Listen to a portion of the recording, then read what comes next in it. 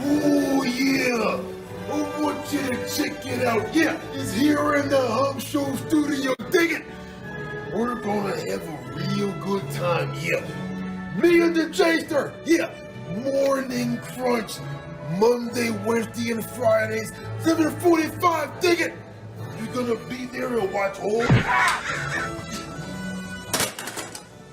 Hub Show.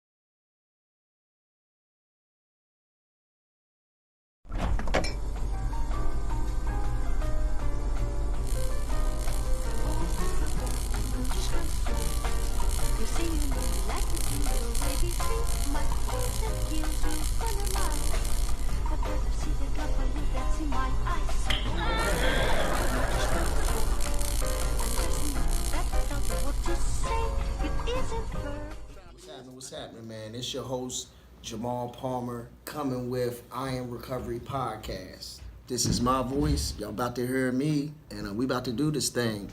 We're going to talk about real life stuff, real life situations, how you get through things, how you process things, and just let people hear us. So check it out. I Am Recovery Podcast, coming soon.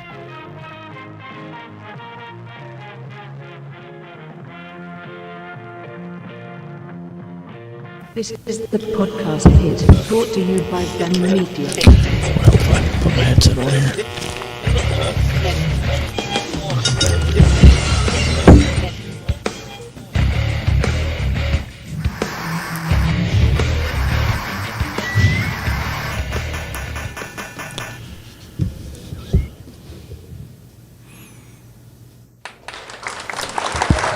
All right, ladies and gentlemen, it is that special time of the week. It is time for the Royce, a professional wrestling podcast. That's right, you are listening to the Podcast Pit, or watching the Podcast Pit, I should say.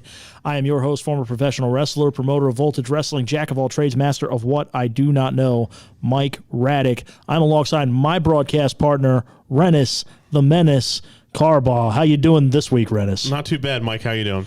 Not too bad. Last week was a little bit of a rough week for you, but we're back into it. And you had some good news. Yeah, Dad is Big Daddy C, and he is in a regular room. He's down to like 30% oxygen that he's receiving through the nasal cannula or whatever the hell it's called. And so hopefully he'll be home before Christmas. So, yeah, things are, he's still going in the right direction. So that's a good thing. That is excellent to hear. We're looking forward to seeing him back in the chat as soon as possible. Yep. It hasn't been the same without him. Yeah. All right. The big news, big news this week. USA dropped the hammer on WWE. Yeah. And folks, it's not good. No, it's not pretty. For those of you who didn't see, the ratings from Monday Night's Raw were the lowest of all time. They lost the coveted 18 to 49 demographic, was actually beaten by AEW Dynamite this week.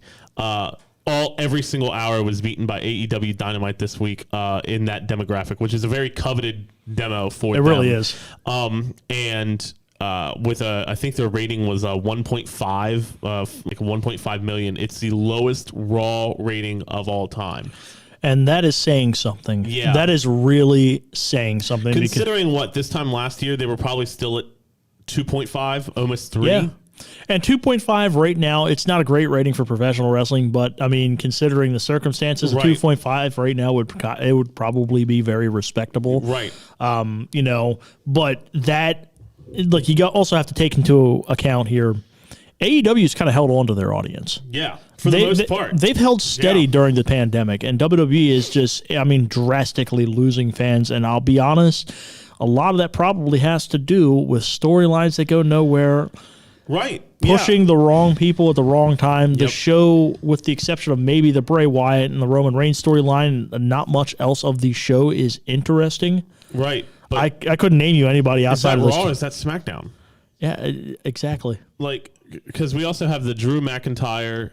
The only thing really coming out, like, we've got TLC coming up, and we'll talk about that in a little bit. But, this is big. The thing is, USA is not happy. Yeah. And here's the thing I heard this week is Vince is not taking any of the blame.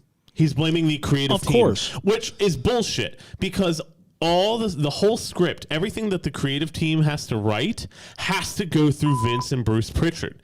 It has to. So obviously, if he's approving it, he's the one that needs to be taking the fall for this. I'm sorry. Also, I'm going to say another thing. Bruce Pritchard needs to take some of the blame for this. Oh, and I'm sorry. He is in the words of CM Punk, he is a glad-handing yes man. I'm not even going to go that far. He has kissed Vince McMahon's ass for many, many years. Decades. You could, and I'll say this right now. I'm a big fan of the Something to Wrestle With podcast, Mm-hmm. but if you listen to his podcast, poor Conrad Thompson having to listen to that guy just kiss Vince McMahon's ass and toe the company line, even when he wasn't working there. Yeah. Toe the company line over and over again. And you can, seriously, it's like you can feel the bullshit come through your headphones. Oh, yeah. Yeah. I'm sorry. I've said it once. I've said it a million times. But honestly, Vince McMahon is a dinosaur. He's done. He is done. I'm sorry. I'm not going to go that. I'm not going to go that far. I'm not going to say he's a dinosaur, but he needs the problem is you adapt or die. That's it, and he's dying. No, the problem is you have a bunch of people that are afraid to stand up with him, and I hate to say it, but Vince Russo was probably the last person on a creative team that stood up. I'll even give that to you. Yeah. Hell, I'll give that to you. But until Vince realizes that the old stuff doesn't work anymore, that these gimmicky, stupid, childish storylines don't work anymore, it's not gonna go anywhere. It's not gonna get any better. No, there was a report that came out a couple of months ago where they're not trying to. They're more concerned about creating the content and actually creating compelling content. Right. Which that's quantity over quality right now. When it should be the other way around. That's an old music industry trick.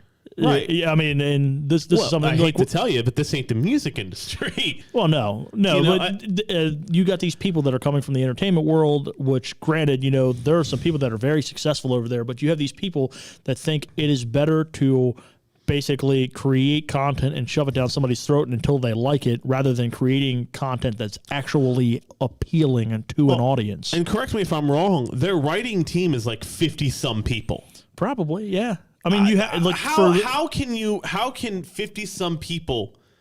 I understand that's a lot of ideas, but the more people you get in there, the more differing ideas you're going to get. The harder it's going to be to come to a conclusion, come to a logical, good storyline. And these people that they're hiring are not writing for wrestling. And I'll say this, for anybody out there who's participated in any way, shape, or form in independent wrestling, I'm sure you can tell, if you've been around for any, extended period of time, you could probably tell anyone that when there's too many people writing an actual show, problems are going to happen, quarrels are going to happen, and things are just going to go into chaos. It's tried and true. Anybody, and please, if somebody, I'm sure somebody could back me up out there that's participated in indie wrestling that could back that up. I'll stand by that 100%. When there's too many chiefs in the kitchen, right, and not enough Indians, so to speak, this is what happens. That's not politically correct. It's not politically correct, but it's an old term. No, there's too many cooks in the kitchen. And the fact of the matter is, those guys can write until their fingers bleed, but it only matters to one person. And here's the shit kicker, is that reports are coming out that they wrote Monday Night's Raw with Vince McMahon in mind, his tastes, his comedy, what he wanted, and look how it did. Vince McMahon needs to sit in his office and stop trying to be creative. I'm not even going to go that far. I think Vince needs to not be as hard-headed as he has been. He still brings a lot of great qualities to the table. There's still things that he can tweak, and but there's got to be a governor. Right. They can't write to his tastes anymore. It's not working. It's the definition of insanity, is doing the same thing over and over, expecting different results. Technically, they're getting different results, and their ratings are slipping. Now, I can't wait to see next week's, because if it's after TLC, which going into TLC, not that excited. It's going to be another run-of-the-mill stupid pay-per-view, gimmick pay-per-view that we talked about. We talked about a couple weeks ago, these gimmick pay-per-views. It's another gimmick pay-per-view that I just don't care about. Now, speaking of, we're on the Vince McMahon thing, and Bruce Pritchard's name came up in the news this week, and here was the thing with Bruce Pritchard. There was a story that came out this week about he was the one that was directly responsible for Keith Lee and Otis getting sent back down to NXT to basically go train again, and that he has been vocally against how the kids at NXT are being trained. Why? Yes. Why? Because NXT is the only thing, is the, out of the three brands that you have, the one of them you don't acknowledge really, but three brands that you have, NXT is probably the best. And it's a close second between SmackDown. I think those two flip-flop from week to week, depending on the quality of the show. But those two are here, and Raw is down here. First thing I'd do, cut the third hour. 3 hours is too long for that show. Look, you got to be on it again. You can't cut the third hour. I mean, it's something that's mandated by USA. They wanted more content, and quite frankly, I mean, you kind of get what you pay for at this point. Like, when you have that third hour in a show, it burns people out very quickly. But bro, you got to remember when Raw was the flagship show. Raw was the thing. And now it is the thing to skip every week. It's like if you could only watch 4 out of the 5 wrestling shows or 3 out of the 4, skip Raw. Period. Skip it. It doesn't. It is a mess right now. And of all the bad things, because you have these people out there that of all the bad things you can say about the competition right now, like that people say about the competition, I should say. I particularly enjoy watching AEW every week. Yeah. I think what? This week wasn't my favorite week of AEW, but it was still better than Raw. Anything they'll do is still better than Raw. Yeah. So speaking of AEW this week, what'd you think about that Joey Janela, Kenny Omega? I hate Joey Janela. Yeah, I'm not a big fan. I hate him. I'm sorry. I don't find him talented. And there are probably people watching this show that know Joey Janela. There are people that will probably, if this gets back to him, I don't care. Good for him. He's at the top of the game, really, besides not being in WWE. But he doesn't look good. He's not good in the ring. He's got a shitty persona. I don't get it. The bad boy Joey Janela. You're trying to be a babyface? Dude, switch to being a heel. This is the one thing I really do agree with Jim Cornette over. I cannot stand Joey Janela. I don't understand why he's in a ring. I don't understand why he's being pushed. It's the people he knows. I'll be honest with you. I'm on a damn tear this morning. No. Taking all objective opinion out of it, that's the one guy on television that doesn't really make sense. I'm not going to sit here and say anything about his ability, on the independents, he made a pretty good name for himself.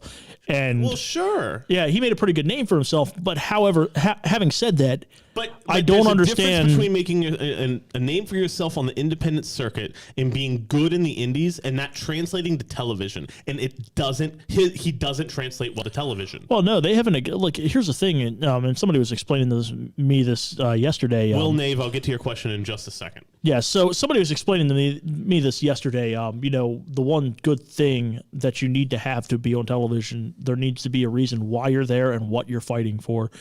I don't know any of that from watching. I really don't know what Joey Janela is fighting for. I don't understand why he was the person to fight Kenny Omega.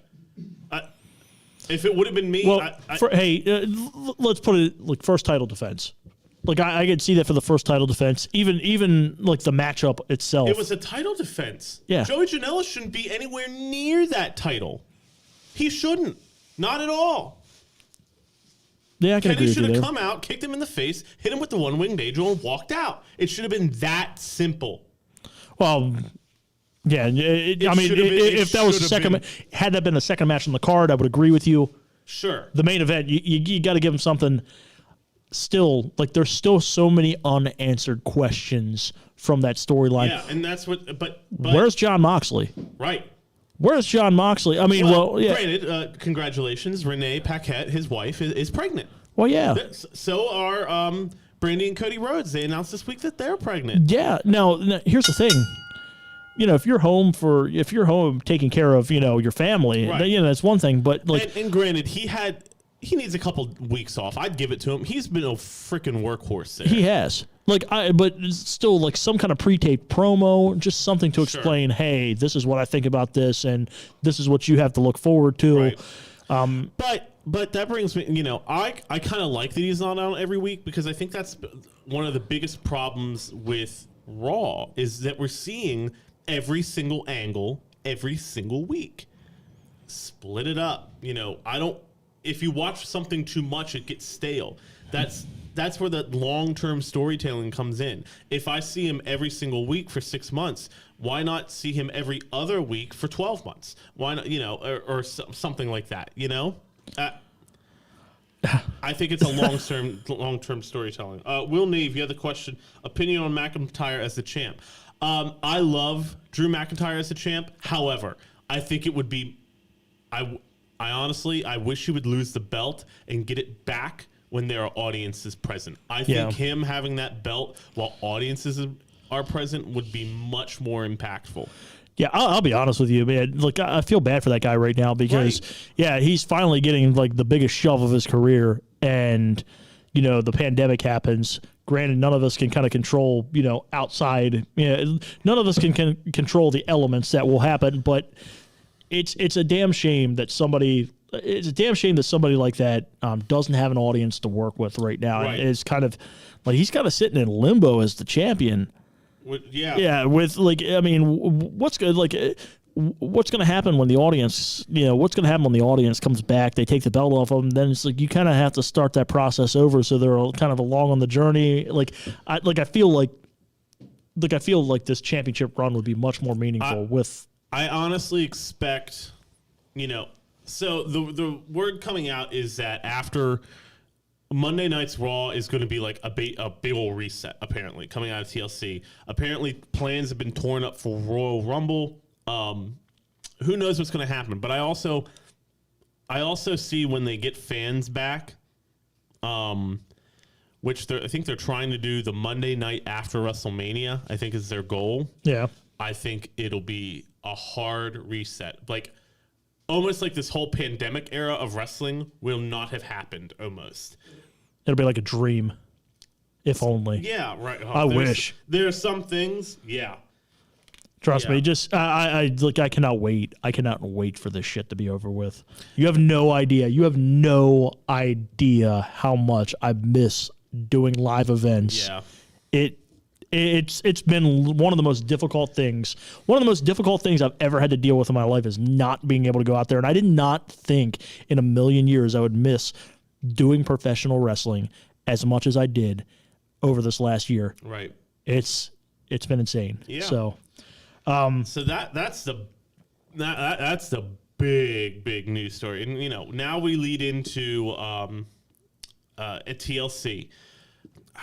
TLC, let me bring up the matches. I have them in a TLC. So once again, this is one of those gimmick. I think if they got rid of the gimmick pay-per-views and just left it at that, would be the smartest thing. We're getting a pay-per-view every single month almost. That's too much. yeah. That's way too much. So, we have these gimmick ones, like Hell in a Cell, Money in the Bank, which is one of my favorite match types ever. I love the Money in the Bank match. I hate it as a pay-per-view. Money in the Bank, TLC, Hell in a Cell. Those gimmick ones, Elimination Chamber, disappear. I think they need to get rid of the gimmick because then we just had Hell in a Cell. You had 3 Hell in a Cell matches. It doesn't mean anything anymore.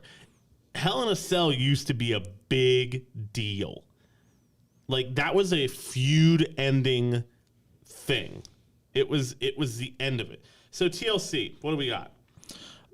The New Day versus the Hurt Business for the WWE Raw Tag Team Champions. I think Hurt Business wins it. Well, yeah. Let's talk about the Hurt Business a little bit. I haven't seen as much of them as I would like to. I'm assuming Lashley's still U.S. champion. Yes. Yes. What you couldn't ask for 3 better people to be teamed up. Right. I think. MVP being back in the WWE #1 is just awesome. Having Bobby Lashley there with his amateur background and somebody that you could legitimately put him in the ring with Brock Lesnar and he would be a threat. Right. I think. And Shelton Benjamin. Well, and is Cedric always Alexander. Awesome. There's 4. Oh, so Cedric. Yeah. Yes, Cedric's with the group too now. Yeah, it's a good little stable. I really like the Hurt Business. I really like the. I think it's a good especially with MVP as the mouthpiece. It really sells it. Yeah.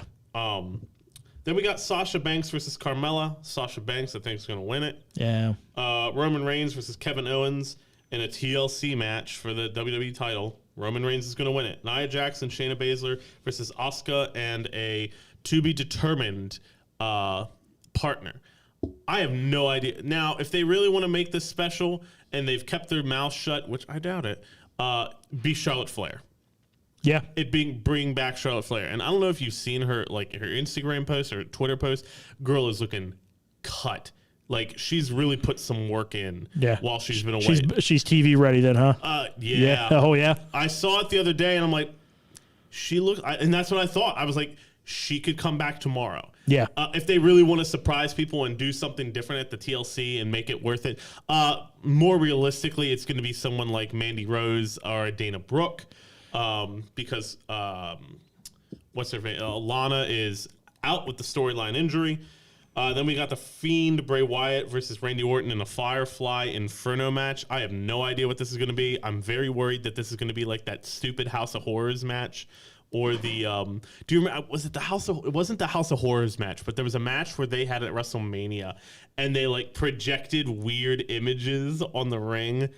It was horrible. Oh, of course. It was so bad. And then Drew McIntyre versus AJ Styles. Only in a TLC match. Only WWE can mess up a match with the Fiend and Randy Orton. Oh, yeah, only. Yeah. The WWE. I will say that's been like the most interesting. Like I catch clips of that online, and that's been the most interesting thing. Oh yeah. Well, yeah. And like some people hate the Fiend gimmick, but like so I'll use the Firefly Funhouse match from WrestleMania, the cinematic match between him and John Cena. That was so smart. There were so many little things that. Now, I will say, if you just started watching wrestling this past year, it made no damn sense. But for those of us who have watched John Cena's career since he was, starting out as the prototype in OVW, since he came out during the Ruthless Aggression era and fought, Kurt Angle, when he came out as the Doctor of Thugonomics, the Marine, we saw this progression of his career, and we watched the Firefly Funhouse match, and you saw what could have been with that Cena heel. It was really cool. I really hope that this Firefly Inferno match is something along those lines. Yeah. I would love to see that with Randy Orton, because Randy Orton has had a long storied career as well. About the same length as Cena, maybe a little shorter. I can't remember when Cena started and when Orton started, but they're very close. I'd love to see that a Firefly Funhouse match with Orton in that career. Yeah, absolutely. But overall, go ahead. Overall, 6 matches, not a very interesting card in my opinion. I think they're gonna, and especially with the Raw thing, the ratings thing, I don't think they're gonna. Nothing is gonna change.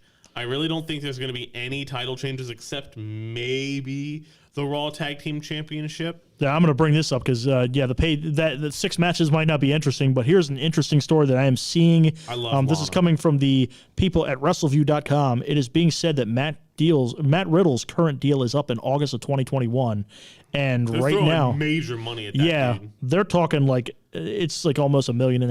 Right, $1.5 million for a new deal. See, I don't know. I like Matt Riddle. I do. I think he should have stayed in NXT. I think he's going to get lost in the shuffle. I also think he should wear shoes. I don't know why. I see Samoans do that, or they wrestle without shoes, and it's just like, how do you do it? Because, if you've ever stepped in a wrestling ring, there's so many things that can happen to your ankles. It makes me cringe. It makes me cringe, not because it's not because it's gross or anything. It just makes me cringe because I'm just like, man, somebody's gonna break the ankle. Right. It's like every time. Chance Young asked thoughts on Lana. I used to hate Lana. I didn't like her. I thought she was annoying. They did a couple there's been some interviews that have come out. I think she had a WWE 24 about her. And watching her, I follow her on Instagram and Twitter, and watching the amount of work that girl has put in, and the stuff she has gone through, and how it is mentally taken a toll on her. I respect Lana way more now. I really do feel for her.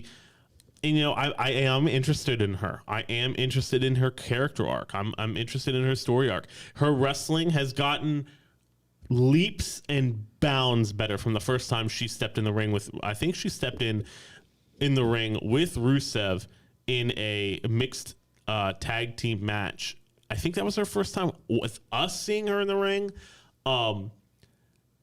She's already proved that she can talk on the mic. Yeah, she's proven that. She's a very good actress. Yes, she's a very good actress. She's like a trained ballerina. Yeah, like she's like from Fort Lauderdale. No, if I didn't know it, like I remember when she first came on television, I thought she was Russian, and then you kind of find out that she's right. she's just been doing the accent, and she's like really from like North Carolina or something. Right. I think she's from Fort Lauderdale. Yeah, there you go. Yeah, it's Fort Lauderdale, it's Florida. But still, it's hard to do. I'm really digging Lana's character. I'm really digging the character arc, especially because they're putting Nia Jax and Shayna Baszler up against her, and I hate Nia Jax. I think she is extremely unsafe. I think she's extremely boring in the ring, and I think she's extremely boring on the mic. The only thing she has going for her is she is a large woman. She is a big girl. That's the thing. You don't see the presence there. The presence there. I mean, that's going to draw money. It's going to draw money. It's going to draw fans. However, when you're in, I always hate to, because I mean, you really don't know. It's just something that's put out there on the internet. But the rumors are that she's very unsafe in the ring. And having said that, if I'm a promoter, I'd be a little worried about putting her in the ring with somebody that I'm investing time in. That's just me. Right. Here's another story coming out. This is not a WWE story, but from Impact Wrestling. Impact Wrestling announced on Thursday that the Super X Cup tournament is returning. Ooh. That's going to be at the Genesis event Saturday, January 9th, 2021 in Nashville. And that is going to be, you're going to see the Stars of Impact do battle for the Super X Cup trophy. The first ever Super X Cup tournament was in 2003, which Chris Sabin won. At the 2005 X Cup tournament, Samoa Joe won. Those are two really big names there. Oh yeah, I like the Super X Cup. I like the and I like Impact lately. I especially with this whole AEW thing going on. If you haven't been watching Impact, and if Impact is, if you've been brought to Impact by AEW, I would actually suggest going back and watching probably if you have the time, look at the recaps and stuff of the last year, I'd say. They've really, really turned the product around. The storylines have been a lot better. The wrestling is actually really good. Yeah, I noticed that last Tuesday, and I actually tuned in last Tuesday on their website. Well, not last Tuesday, but the Wednesday after. Right. Tuned in, watched the replay, and was surprised how good the wrestling actually was. I was a really big fan of the North. Yeah. They were very good, had a great match with the Motor City Machine Guns. Seeing guys like TJ Perkins and Brian Myers, Kurt Hawkins, for those WWE fans out there. They had a really good match. And we're getting a big match next week on Impact. Kenny Omega and Carl Anderson and Luke Gallows versus Rich Swann and I can't remember the other two, but Motor City Machine Guns. Yeah, that's it. Yeah, Rich Swann and tell me that's not a match that could main event any promotion around the country right now. Oh yeah, that match could headline a pay-per-view. Yeah. Alone, and it's going to be on for free next Tuesday on Impact. Yeah, for free. Guys, tune in. And that's the thing. That's the thing that these guys like Impact and AEW and New Japan are doing. Their pay-per-views are not just like extended shows. Like a lot of WWE pay-per-views within the last couple of years have just felt like extended episodes of Raw or SmackDown, or there's nothing special about them. But with AEW and Impact, they're giving us some, they're giving us TV quality episodes, but they're sprinkling in those money matches every once in a while. And then when you get to the pay-per-view, the matches are even better. It's like the Eddie Kingston, John Moxley match was incredible. It was a really good match. Yeah. Dude, Eddie Kingston's just money on television. Oh yeah, I'm so glad he is with. He's on AEW. I'm really glad he's there. But speaking of AEW and NXT, yeah, AEW won again this week. Of course they did. They suffered a little drop, and NXT got a boost. But there was some good matches on NXT this week, especially the Toni Storm Rhea Ripley match was really good. Yeah, NXT is a great show. I've watched a couple of the replays, on the WWE Network. I've watched their shows. They're good shows. It's just when it comes to Wednesday nights, I just think AEW's audience is just firmly in place. Yeah. Like I feel like there's 1.5 million wrestling fans watching wrestling on any given Wednesday night, Which is great. Yeah, it's wonderful. 1.5 million people on a Wednesday night's great. I mean, AEW, what was it, two weeks ago when they debuted Sting? It was 1 million. It was almost 1 million. Yeah, it was 990,000 or something. Yeah, it was like right under 1 million, Yeah. and that's good to see. That's good to see. Number one, but you're the only network that has a bigger reach than the USA Network right now is TNT. Yeah. Yeah, TNT's one of the largest cable networks Right. in the world, and I'm sorry, when you've got a bigger reach, you're not going to beat. It's going to be very hard for you to beat a company like that. Right. Now, USA, don't get me wrong, USA has a pretty big reach on cable, especially in the United States. However, when you're going up against that, especially with a firmly established audience. Right. And I also think that, this thought just occurred to me, if you're watching Monday Night Raw on USA and it's garbage, why am I going to tune into more wrestling on USA and risk it being garbage? Yeah. Even though it's not, why am I going to watch it? Why do I want to watch USA again to watch crappy wrestling?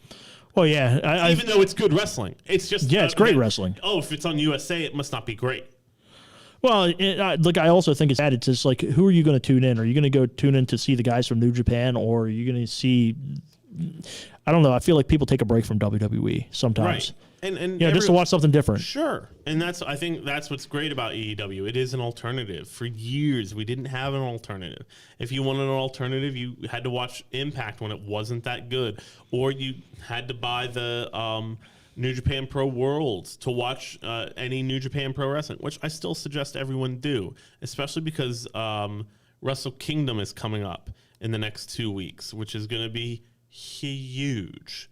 It's going to be a huge card. Absolutely. They just are they allowing fans in the building over there yet? I think so. I think I think it's like socially distanced. Yeah, but because they're in the Tokyo Dome. Yeah, so they're going to be in the Tokyo Dome.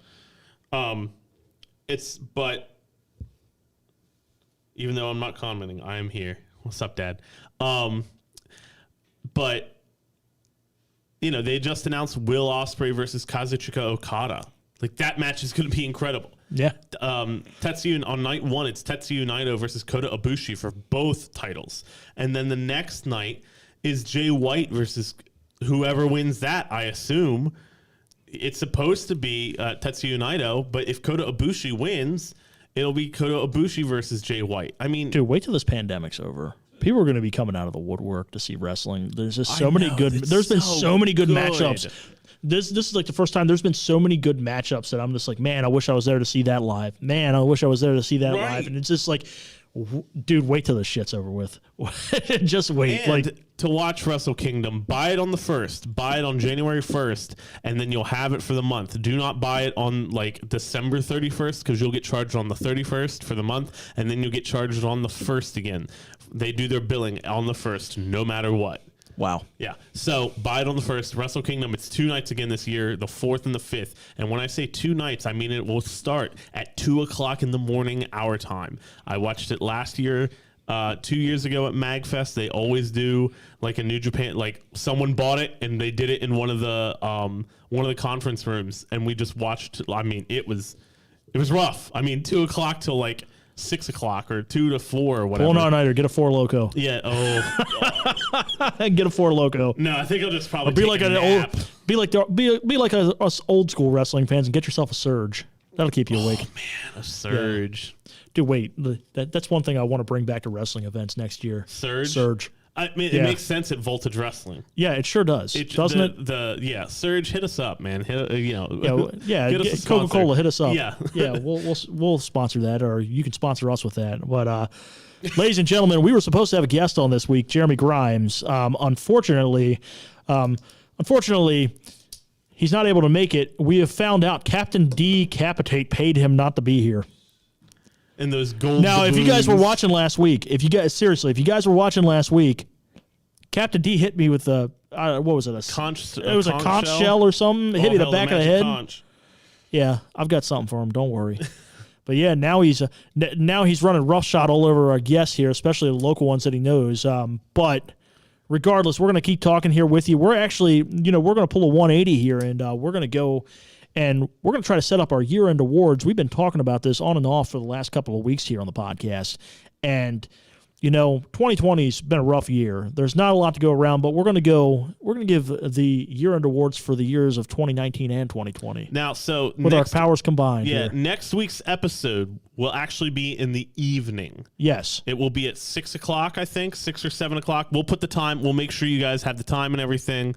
But it will be in the evening, a special evening episode. Yes, 6:05. That also means we can drink on air too. Yes.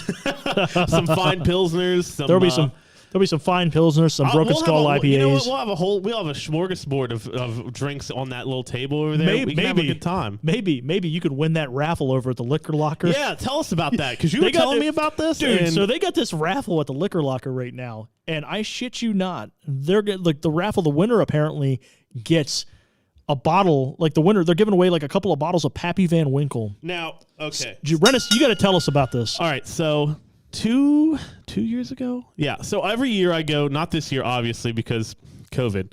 I take one vacation pretty much every year, sometimes two, but that is to go to the Music and Gaming Festival in the National Harbor at the Gaylord Hotel and Convention Center in the National Harbor outside of D.C., and this is basically a 72-hour festival. It's open for 72 hours. It does not shut down.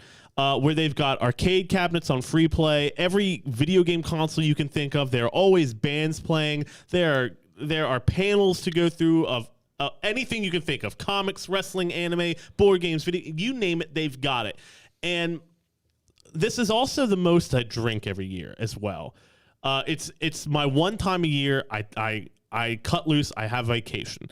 Well, a friend of mine said he had his mom gave him a bottle of something called Very Old Fitzgerald.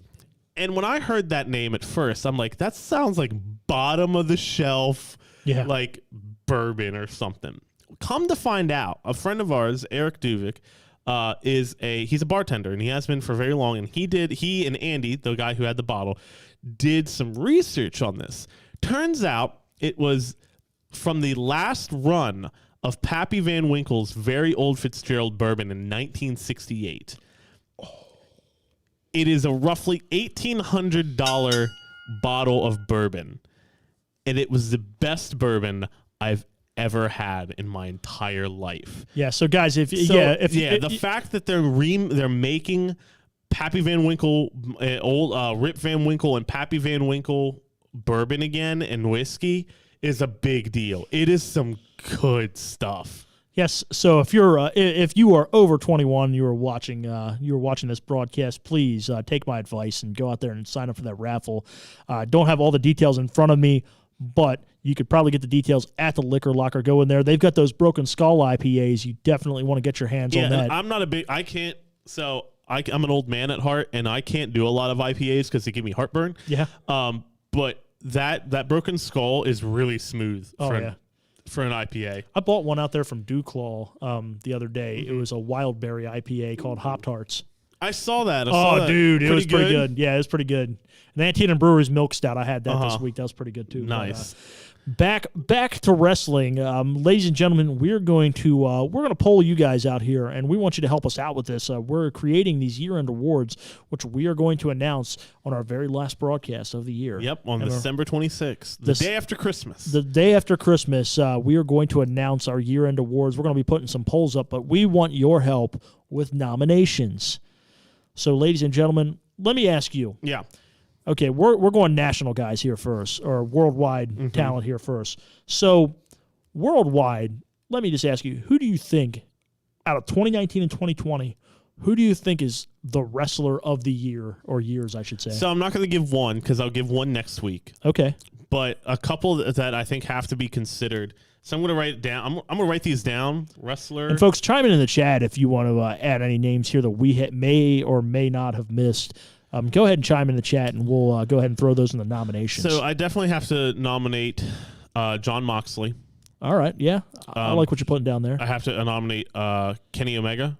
Yep. I have to nominate Roman Reigns because of his resurgence. I really think he's had a really big year. Drew McIntyre would have to be in that conversation. I'm gonna have to put. I'm gonna say one more.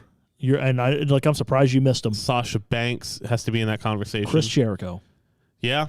I mean, Chris Jericho could be the best of the decade. Let's be honest. I mean, he's just Chris Jericho, who has done more for professional wrestling in the last 2 years than Chris Jericho. Right. There's not a whole lot. And you gotta hand it to Chris Jericho because he's always adapting. He's always changing. He hasn't kept up the Y2J gimmick. You know what I mean? Yeah. He evolved. Tim Parks throwing Edge's name out there. And I'll say this. It is pretty damn impressive that he made his comeback earlier this year. Something I never thought I was going to see. Right. A fun fact. I actually witnessed Edge's last match before he came back, which was at the Georgia Dome for WrestleMania against Alberto Del Rio. Oof. Did you see that he's actually countersuing? Of course he is. He's an idiot. Mike Fox is throwing Bray Wyatt's name out there. We've got Kazuchika Okada's name thrown out there. Brian Carbaugh threw out Butch Hess's name. We said best of the best. We're also asking for national names. Yeah, I mean, that's true. National name. we're going to get to the local guys here. We're going to get to the local guys here in a second. As far as nationally, we definitely have to do a match of the year. Yeah, we have to do some matches of the year. There's actually a lot that you could consider for match of the year, and worldwide. Yeah, even. Let's count 2019 in this as well. Oh man, I mean, yeah, I'd have to go look. I mean, really look at stuff. You'd have to talk. I mean, you'd have to double check to see when the last 2019. I mean, gosh, if you include New Japan in this as well, I mean, there are dozens that could be considered. In match of the year candidate from NXT, Impact, AEW, WWE, New Japan. There would be so many. Oh man, yeah. I'm trying to think of like one or two that really like what could be considered match of the year. And I just can't. I can't narrow it down. I can't. Well, we'll table that for right now. Yeah, we'll table that right now. Here's the next Michael one. Fox, that Walter versus Dragunov match. That was a great match. Let me tell you, I am such a fan of European wrestling. Even Jim Cornette liked that match. Yeah, so that says something. No, I am such a fan of European wrestling just because of the grittiness, and I love catch. That strong style, and I love watching catch wrestling, and I love somebody just getting their teeth forearmed out of their jaw. And those are just two big boys just wailing on each other. Yeah. Understatement. We'd also have to think of like breakout star of the year. Like who got their start or like a lesser known name, like I'm gonna throw one right out there right now. I'd say Darby Allin. Darby Allin, MJF. MJF, Orange Cassidy. I mean, Dude, Darby Killer Cross, Keith Lee. Keith Lee's another one. There's a lot. Dude, MJF. I'm saying this with all due respect to Keith Lee and guys like Otis from the WWE, even some of the newcomers in NXT. Dude, we did forget that. I forgot to bring this up today. You just brought up Otis. Okay. Last night on SmackDown, Otis, who I do like, beat Shinsuke Nakamura in like 3 minutes. Shinsuke Nakamura. Now, for those of you who are just watching WWE and don't have any like schema when it comes to Shinsuke Nakamura was in New Japan. And I mean, the king of strong style. He is called the king of strong style for a reason. He was the New Japan Pro Wrestling heavyweight champion for a while. Yeah. Like, ignore everything you've seen him in WWE and go and find his stuff from New Japan Pro Wrestling. It's like night and day. Here's a good one. Like in regards to Shinsuke, I remember when he debuted on TV. For the first year, I mean, the people who knew him. Uh-huh. But I remember when he got on the main roster for the first time, and I remember like these are just people like I follow on Facebook, but one of the promoter of MCW. Mm-hmm. I remember putting out a post saying, Shinsuke Nakamura just oozes charisma. This guy is just money written all over him, and I don't understand. If you see him once, like you could just tell this guy just oozes charisma, and he's a very talented wrestler. If he wasn't, I don't think they would have put him in one of the main events of a WrestleMania a couple of years back. They dropped the ball. They don't know how to. They don't know how to book him. Tim Parks also brought up, Bayley beating Bianca Belair clean last night was also the dumbest thing that could have happened. Bianca Belair is the future of that company. She is. She's going to win. You're hearing it here first. She is going to win the Women's Royal Rumble. I'll tell you this too. Like I know a lot of younger girls love Bianca Belair. Right. My niece loves Bianca Belair. What's crazy, not crazy, but is also really impressive. She is the strongest, fastest woman in the WWE. She can bench press. She literally at their combine every year. Yeah. She was the number one in all of their she got her name on the wall and everything, huh? Yeah. Shit. And the only person below her who was right below her was Xia Li, who they're finally doing something with her on NXT. But Bianca Belair legitimately is like the strongest woman in the WWE. All right. We're going to get back to the awards here. Because I want to talk about the local names here that we have. And there'll be much if you more. can, we got to think of for anybody in this chat right now, just for this, please share this broadcast, tweet about it, write about it. We are on Facebook, YouTube, and Twitch. Tell your friends who follow independent wrestling around the area. We want to know the wrestler of the year, and we're counting 2019 and 2020 here because I know bookings have been very limited, but we want to know the wrestler of the year in 2019, 2020. Somebody tweet us out some names, write us some names here, drop them in the chat. We want to hear you. There's a lot. And what's going to be interesting about this is I think we have to consider people, Mike, who even during this pandemic have been putting out content. Yeah. Who've been trying to book things, who've been going and making names for themselves. I'll tell you one that's just kept as busy as possible, and it doesn't surprise. It surprises a lot of people. It doesn't surprise me because I just know, it's sickened. Yeah, that dude. I don't know how he does it. I would say I want to know his secret, but he is. I see this guy traveling down to Tennessee all the time, getting bookings here, traveling to New Jersey, just making the drives, doing the drives. Like you see him on Grimm's Toy Show quite a bit, along with Ben Bishop and Eric Ecton, and even even guys like Magic Mike Madness, who at some point I'm going to have on the show here. That'll be an interesting interview. yeah? Yeah, that'll be a real interesting interview. That guy's he's charisma. Yeah, I can't wait. But Ben Bishop. yeah, Corey Bush.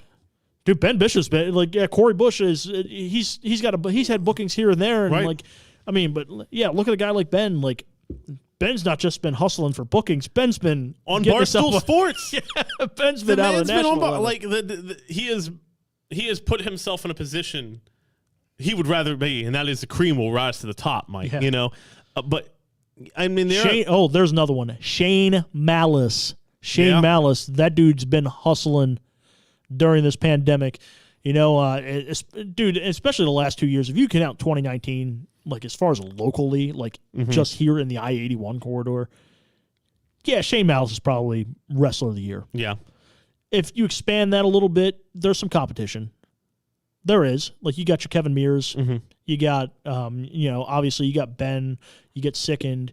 You've got Tony Lowe said Wrestler of the Year nominee could also be Nick Aldis. Agreed. Yes, absolutely. Nick Aldis is what a champion should be. Yep. You've got Corey Bush. He was having a hell of a 2019 if you're combining the 2 years. Right there. Like, right. Corey Bush, I think he held every damn championship there was to hold. Right. There's nothing for him. Yeah, he's walking around he's a big man. He can hold a lot of championships. Dude, he's like walking around like Jordan in the 90s there for a bit. But Mike Fox tweets out or chats out Kakoa's name. Yeah. Yeah, and Kakoa's another one. That's dude, if there's a guy like, I don't understand how he's not signed yet. Right. Maybe work on some promos a little bit more or something like that. But still, I don't understand how he doesn't at least have a developmental deal yet. Sure. Because dude, you watch him wrestle. Like, have you seen Kakoa wrestle? Yeah, he's good. Yeah, he's very good. He's just talented. But no, as far as like Shane Malice, Corey Bush, Sickened, Chris, not Chris. And I think when we do, I'm just thinking it. I'm just Ben Bishop. Shooting here. Wrestler of the Year, we should do men and women's. Yeah. Wrestler of the Year. Two separate. And then maybe, I don't know, maybe I don't know. But because there are so many women who've done some, there's a lot of women's wrestling this year. I think that this sounds awful, but it's like the pandemic has been good for women's wrestling. Yeah, it has. It has. All the shuffles that have happened, like Deonna Purrazzo going to Impact, getting released from NXT, and then showing up on Impact like a month later. Dude, it was like Harvard just like kind of released a bunch of students into the wild. Right.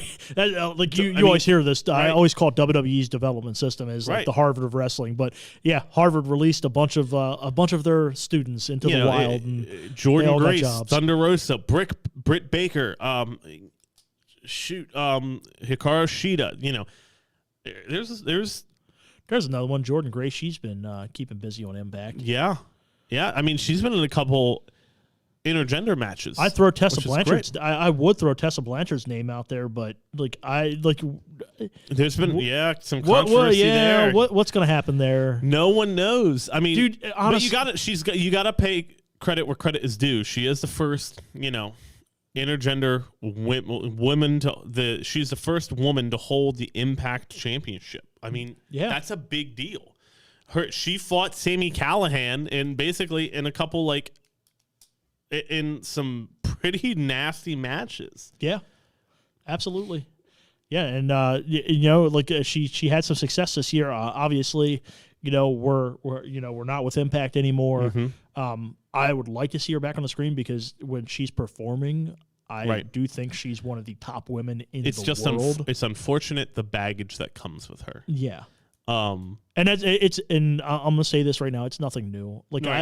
Before it was even public, I was hearing about it. Right. There's been so many incidents with her that cost opportunities. Sure. Granted, I don't know the full stories behind it, but you hear things. Right. And you hear things from people that that were there, and you're just like, oh, man, that's it's unfortunate. I hope straight up. I hope she I hope she does rebound back and gets back on TV and because obviously you want talent. You want talented people to be on TV. Right. Yeah. I mean, that's the way it is. You want talented people to be on TV, and you want people to be successful. I just hope it happens. I definitely hope she bounces back. Oh, here's another one. Tony Lowe comments here. Asuka is a Woman of the Year. Yeah, that's very possible. Yeah. Becky Lynch, if we're considering 2019 as well. Yeah, who had a better 2019 than Becky Lynch? Right. I also put down here, Mike, we all have to talk about the good things, but we also have to talk about I put the worst and the best storyline or feud of the year, and then the worst match of the year. I might piss some people off with this. That Otis and Mandy Rose storyline, I hated it. Oh, see, I didn't hate it. Nope. I know the one that's even worse than that. Oh, please do tell me. The Liv Morgan Lana lesbian storyline. Yeah, you forgot about that, didn't you? Oh, yeah, that one's bad. Yeah, that was bad. That was poor taste. Oh, It was not very poor taste. Yeah, it I don't get it. Yep, I don't get why people do that. And then the Lana, and unfortunately, I hate to say her name again, but the Lana Bobby Lashley. Oh, that was bad. Stuff was horrible. It was so bad. Thank God that Lana has really kind of turned it around, and gotten some, they've got her better booking. They've got, but that Lana Bobby Lashley stuff was awful. Like the Mike Bennett. Do you remember when Mike Kanellis and Mike Bennett was in WWE and the whole is he the father? He might not be. That was bad too. I'm so happy to see him back in Ring of Honor where somebody appreciates him. Right. The kid's a good talent. Yes. He's a very good talent. He deserved much better than that WWE run gave him. Him and his wife both. His wife is a wonderful human being and a very talented individual in the world of professional wrestling as well. And they both deserved so much better. Yes. Especially getting fired during a goddamn pandemic. Yeah, Excuse it was my language. Yeah. That was. All right. But yeah, our year-end awards are going to be coming up on December 26th. We're going to be putting out some polls on the Podcast Pit, all of our Podcast Pit social media. You will actually be able to vote on those polls as well on MikeRaddick.com/the Podcast Pit. We got to get a little bit better about updating that page. Yeah. But it's happening. We got one more thing going on tonight, Mike. Why don't you talk a little bit about that? So tonight we actually will be back on the air tonight at 6:05 as well. We are going to be doing a virtual autograph signing with former WWE superstar James Ellsworth. These virtual autograph signings, it's going to be something I'm going to try to get put together once a month until this pandemic is over. We've got we're in conversations with several professional wrestling superstars and legends about coming in here and signing some autographs and interacting with you folks in a socially distant manner. With the pandemic going on, we want to interact with our fans as much as possible, and this is going to be the start of that. Right. And there's going to be more to come. But one of the items that will be autographed, we've got 4 of these bad boys that are going out. The official women's Money in the Bank briefcase. Ellsworth will be signing these and giving these away over the air. If you want to purchase one of these items, you can go to adrenalinewrestling.com/virtual signing to purchase your items, and you will have them autographed live on the air at 6:05, and we'll be giving you a shout out, and Ellsworth will probably say a couple of things for you, and we hope you guys tune in. Yeah, and you'll be doing I assume you'll be doing a little interview with him too. Yeah, we're going to be talking about his WWE career and things of that nature. We're going to be going over winning the being a part of that Money in the Bank ladder match. Wrestling AJ Styles for a world title and for a job in the WWE. Yeah. But we're going to go over all of that this evening. Please, if you have the time, please tune in at 6:05 p.m. 6:05 p.m. right here. It'll be on the Adrenaline Wrestling's Facebook page as well as the Podcast Pit's Facebook page. We hope to see you guys there. Sounds great. All right, but before we leave, we got to pay the bills. Yes, sir. Our broadcast is brought to you by the good folks at 1UP IT Consulting. They are managed services with care. If you have a small business out there, you do not want to do the job to bad IT. OneUp IT Consulting provides you technical support, system security, and most importantly, peace of mind. One of our new products that we are releasing with OneUp IT Consulting, we have ransomware mitigation, and we're going to be. Have you heard about some of the ransomware attacks that have happened? No. Just over the last year. Me. Dude, in 2020, there's been so many ransomware attacks that have happened over the course of the last year. Here's a good one. There was an entertainment law firm that had a ransomware attack put on them, and basically they held major celebrities' information. They were going to release it had somebody not paid a ransom. Oh, gosh. Now, this is where ransomware mitigation comes into play, because it had this been in place for that law firm, the ransomware mitigation would have been able to identify that attack and stop it before it even started. Interesting. This is where the peace of mind comes in place, guys. Sure. So if you own a small business out there, don't do the job to bad IT. Call the good folks at OneUp IT Consulting.